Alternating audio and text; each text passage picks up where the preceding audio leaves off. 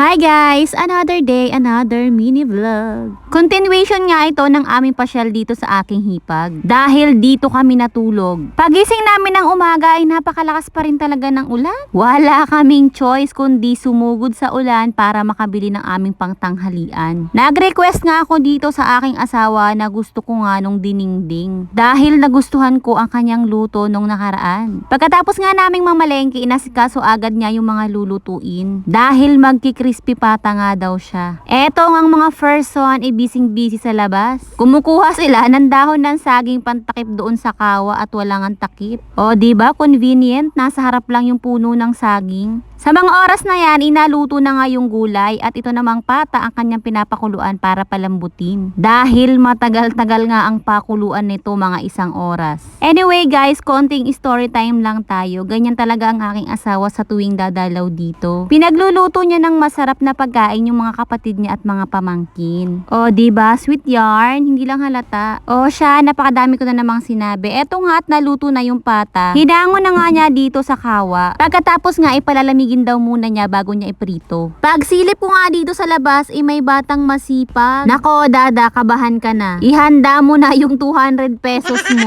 Hindi, masipag talaga yung batang yan, madaling utusan. Takot lang niya kay Tita Gigi, charot. Pagpasok ko naman sa loob, eto at inumpisa na ng Daddy Junel iprito ang crispy pata. Dito nga iniloloko namin siya. Chef boy negro. Yes, hindi naman dyan. Yeah. Patingin. At finally, luto na ang crispy pata. Lodi. Kaya ako, oo nga. Kinaltokan eh, no? Grabe. Lami kayo.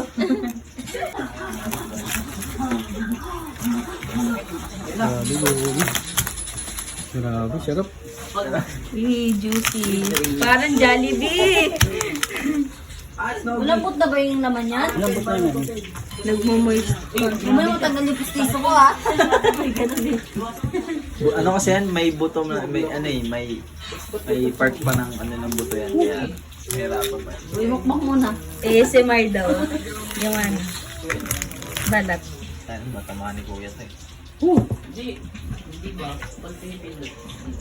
Ang muro, 10! Teka. Unang kukuha ko lang. Unang tikim. Grabe.